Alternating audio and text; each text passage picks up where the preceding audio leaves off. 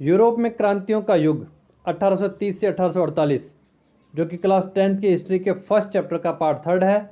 और चैप्टर का नाम है the rise of nationalism in Europe, means Europe में राष्ट्रवाद का उदय। और इस पार्ट में हम यूरोप में 1830 से 1848 के मध्य हुई क्रांतियों और उन क्रांतियों की एक सीरीज़ की बात करेंगे कि आखिरकार उसके पीछे रीज़न क्या था और कैसे ये एक साथ एक के बाद एक लगातार क्रांतियाँ हुई। So let's start friends.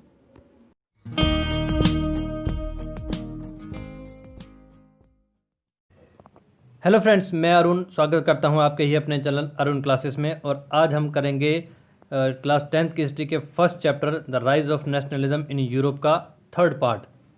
उससे पहले हम देख लेते हैं कि पार्ट 1 और पार्ट 2 में हम क्या कर चुके हैं, तो इसको शॉर्ट में थोड़ा सा समझ लेते हैं। पार्ट 1 और 2 में हमने देखा कि जो आइडिया है नेशनलिज्म का, जो विचार है नेशनलिज्म का, वो किस तरीके से फ्रेंच रेवोल्यूशन से स्टार्ट होकर के पूरे यूरोप तक फैला, जिसे हम कह सकते हैं idea of nationalism from French to Europe. मतलब फ्रांस से ही स्टार्ट हुआ फिर यूरोप में फैला। उसके बाद फ्रांसीसी क्रांति से पूरे यूरोप में तो फैला, लेकिन कौन लोग थे उसको फैलाने वाले, कौन सी दो ताकतें आपस में लड़ रही थी, तो वो थी कंजर्वेटिज्म वर्सेस लिबरलिज्म, जिसे हिंदी में रूढ़िवाद बनाम उदारवाद कहते हैं। थोड़ा सा इनको अच्छे से समझ लेते हैं आखिरकार ये है क्या, क्योंकि ये वर्ड्स बार बार आते रहते हैं अगर आप हिस्ट्री में आगे पढ़ना चाहते हो तो। कंजर्वेटिज्म, जिसे हिंदी में तो रूढ़िवाद कहते हैं, लेकिन ये एक विचारधारा है। वैसे ये conservatism, liberalism, nationalism, romanticism, feminist, ये सब एक तरह की विचारधाराएं हैं, धारणाएं हैं। मतलब ये एक तरह की सोच है जो इनके फॉलोअर्स इनको फॉलो करके फैला देते हैं। जैसे कंजर्वेटिज्म में क्या सोच रखते हैं लोग, कंजर्वेटिज्म रूढ़िवाद में लोगों की सोच होती है पुरानी परंपराओं को फॉलो करना। जैसे हम यहाँ बात कर रहे हैं कि क्रांति में यहाँ के लोगों ने यहाँ के किंग को हटा दिया और नई सरकार, लोगों की सरकार, संविधान को आगे आगे मांग की। तो जिन लोगों ने ये नई मांग की, इसको हम कह सकते हैं नेशनलिस्ट, क्योंकि ये एक नेशन की मांग कर रहे हैं, तो ये नेशनलिज्म हो जाएगा। लेकिन यहीं पर जो राजा लोग थे, जो उनके परिवार के लोग थे, उनके समर्थक लोग थे, वो ये कह रहे हैं कि नहीं भाई, नया संविधान, नई व्यवस्था नहीं, हम नहीं पसंद करेंगे, हमें तो पुरानी परंपरा के अकॉर्डिंग चलना है, हमें तो वही पुराना राजतंत्र चाहिए, वैसे ही राजा होगा और पूरे साम्राज्य को वही संभालेगा। तो जब हम पुरानी परंपराओं की बात करते हैं, उसे कहते हैं कंजर्वेटिज्म। और जो लोग नई और नेशन से रिलेटेड सोच रखते हैं, उसे कहते हैं नेशनलिज्म।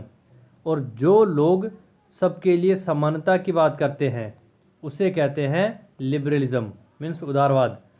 क्योंकि इसी क्रांति के दौरान कई लोगों ने यह सोच भी दी थी ना कि हमें एक ऐसी व्यवस्था बनानी चाहिए जिसमें सब लोग बराबर हो, चाहे वो अमीर हो, चाहे गरीब हो, चाहे किसी भी धर्म के हो, चाहे लेडीज़ हो, चाहे जेंट्स हो, चाहे बच्चे हो, किसी भी एज से हो, सब लोगों को समान व्यवस्था देना। ये मांग करने वाले लोग थे लिबरलिज्म वाले, उदारवाद वाले।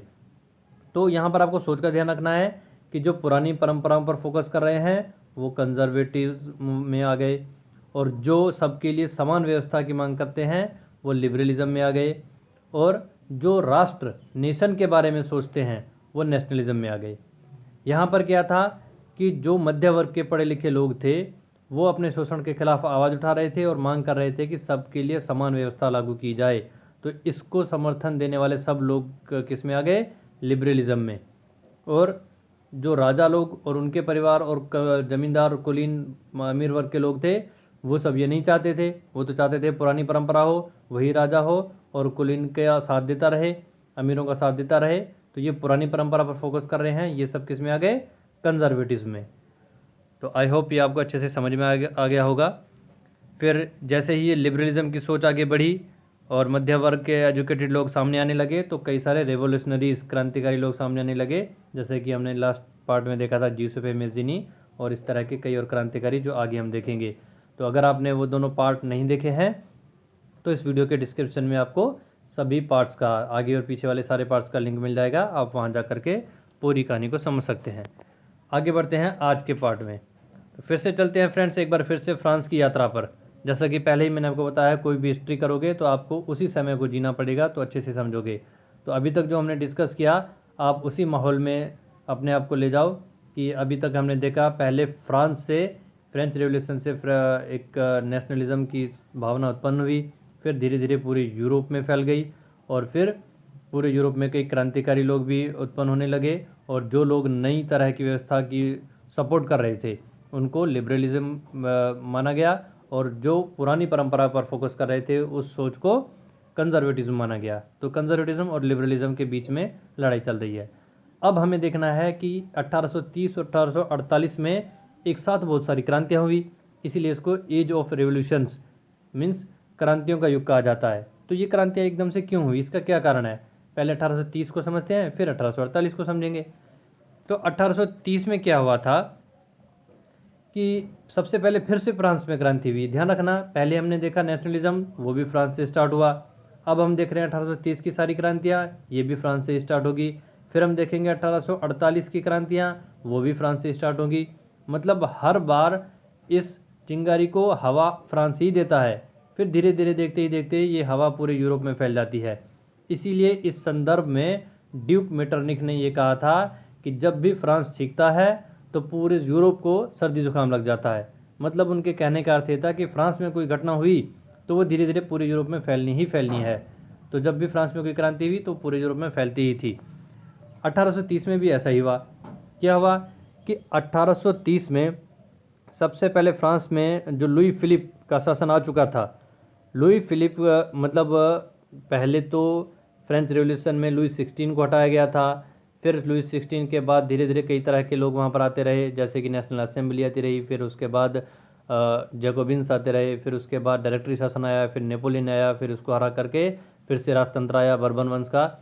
अब बर्बन वंश के खिलाफ फिर से 1830 में क्रांति हुई और लोगों ने जनसाधारण की सरकार बनाई, जिसके फिर हेड बने लुई फिलिप। अब ध्यान रखना है, फ्रांस में अगला शासक आया है लुई फिलिप, जो कि सब लोगों की सहमति से सरकार चला रहा है। तो ऐसी घटना जब फ्रांस में हुई तो फिर देख करके पूरे यूरोप में जानी ही है ये घटनाएं। फिर धीरे धीरे यूरोप के बाद पहले ये यूनान में फैली। यूनान में वहाँ जो मुस्लिम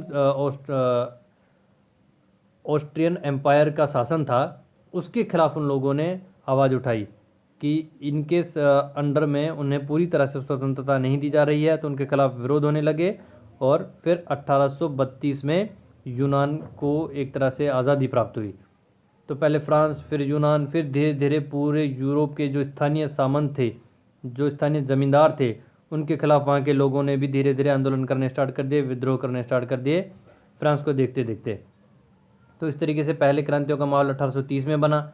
अब ऐसा ही माहौल 1830 के बाद 1848 में बनेगा, वो इससे भी ज़्यादा होगा।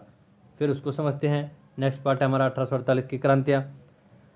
अब 1848 की क्रांतियों में क्या हुआ कि ये जो 1848 का साल था, ये पूरा साल भी एक बार फिर से क्रांतियों का दौर लाया।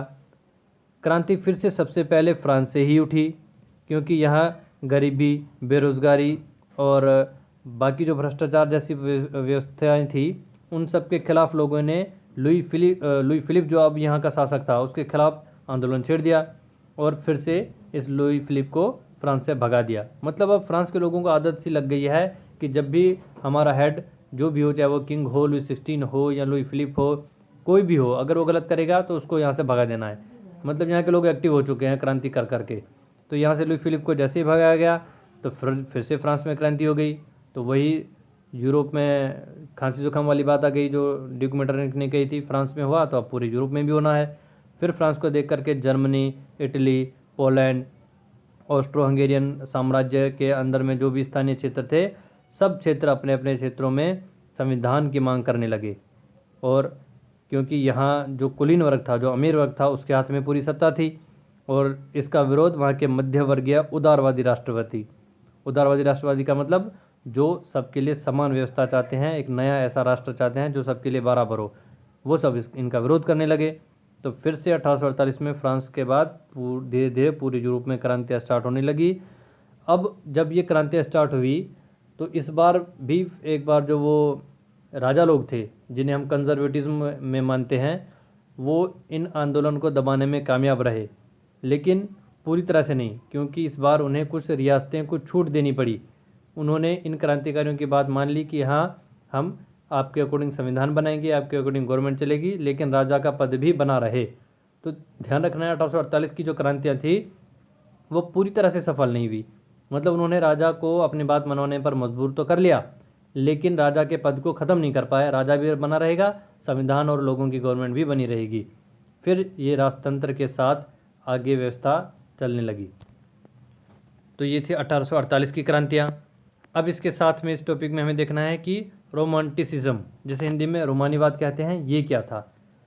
तो रोमानीवाद मतलब ये जो अभी हमने पूरी कहानी डिस्कस की, इस कहानी में सिर्फ क्रांतिकारी लोग सामने नहीं आए, उनके साथ में भाषा और संस्कृति ने भी बहुत ही अहम योगदान दिया। इस तरह के आंदोलनों में भाषा और संस्कृति ने भी राष्ट्रवादी आंदोलनों में अहम भूमिका निभाई। कई जगहों पर भाषाई आंदोलन हुए, तो कई जगहों पर कवियों ने लोगों को आंदोलन के लिए जागृत किया। राष्ट्रवाद के इस सांस्कृतिक आंदोलन को ही रोमानीवाद, इंग्लिश में रोमांटिसिज्म कहा गया। तो ये भी आपको पता होना चाहिए कि रोमांटिसिज्म क्या होता है। और एक और टॉपिक है इसी में कि फेमिनिस्ट मीन्स नारीवाद क्या था। तो जैसे ये रोमानीवाद फैला, लोगों में मतलब संस्कृति और कवि लोगों ने भी आंदोलनों में अपनी अहम भूमिका निभाई। ऐसे ही स्त्रियों ने, नारियों ने, जो फीमेल्स थी, उन्होंने भी आंदोलन में बहुत ही अच्छा योगदान दिया। लेकिन क्या हुआ कि जब उन्हें कामयाबी मिली तो नारियों के अधिकार पर कोई बात ही नहीं की गई। नारियों को वोट देने का अधिकार नहीं दिया गया, स्त्री पुरुष को बराबर नहीं माना गया। तो यहाँ पर नारियों के खिलाफ, स्त्रियों के खिलाफ गई व्यवस्था। तो इसलिए जो लेडीज़ थी, जो फीमेल्स थी, उन्होंने भी इसके खिलाफ आवाज़ उठाई।